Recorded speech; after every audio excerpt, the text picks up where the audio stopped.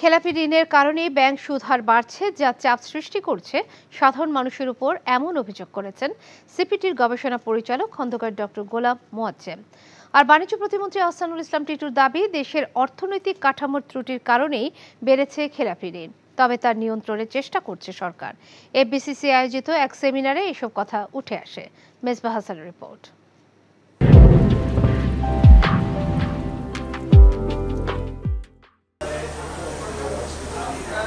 দেশের চলমান অর্থনৈতিক চাপের মধ্যে ব্যাংকিং খাতে ঋণ আদায় চলছে ধীর গতিতে, ফলে এই খাতে খেলাপি ঋণের হার বাড়ছেই।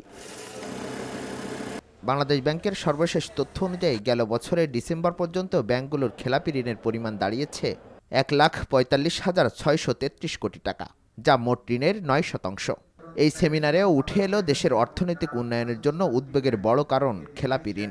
সিপিডি বলছে, শুধু ব্যাংকের অনাদায়ী ঋণ নয়, ব্যবসায়ের ক্ষেত্রে অবকাঠামোগত সার্বিক পরিবেশ নিয়েও রয়েছে নানা অনিশ্চয়তা। ব্যবসার ক্ষেত্রে যে ব্যাংকে যে বিপুল পরিমাণে যে অনাদায়ী ঋণ, এটা একটা বড় কারণে ব্যাংকের কস্ট বাড়িয়ে দিচ্ছে, এবং সেই কস্টের দায়টা পড়ছে হলো ব্যবসায়ীদের উপরে, which should not be. So সেটাকে কিভাবে কমিয়ে আনা যায়, that is also very very important too, এবং সেটার একটা বড় জায়গা হচ্ছে এসএমই। দীর্ঘদিনের বিনিয়োগের খরা নিয়ে প্রশ্ন তোলেন ব্যবসায়ীরা। অভিযোগ করেন, জ্বালানি সংকট, করের বোঝা ও সনদ জটিলতার কারণেই ব্যবসায়ের পরিবেশ বাধাগ্রস্ত হচ্ছে।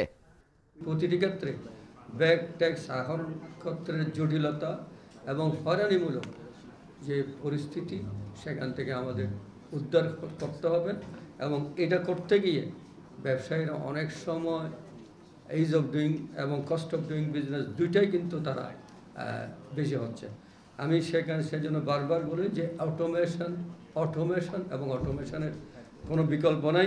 অনুষ্ঠানে বাণিজ্য প্রতিমন্ত্রী বলেন, দীর্ঘ সময় খেলাপি ঋণ কমাতে না পারা 2026 সালে উন্নয়নশীল দেশে উন্নতি হতে বড় চ্যালেঞ্জ হয়ে দাঁড়াবে। In Bangladesh last 52 years we did not take effective measure so that our banking sector can flourish.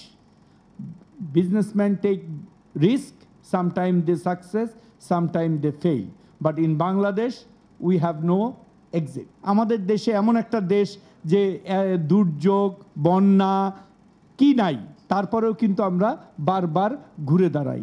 So আমাদের এই ঘুরে দাঁড়ানোটাই আমাদের সামনের দিকে এগিয়ে নিয়ে যাবে।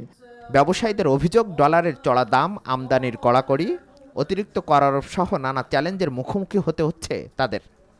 Mezbah Hasan, NTV news, Dhaka.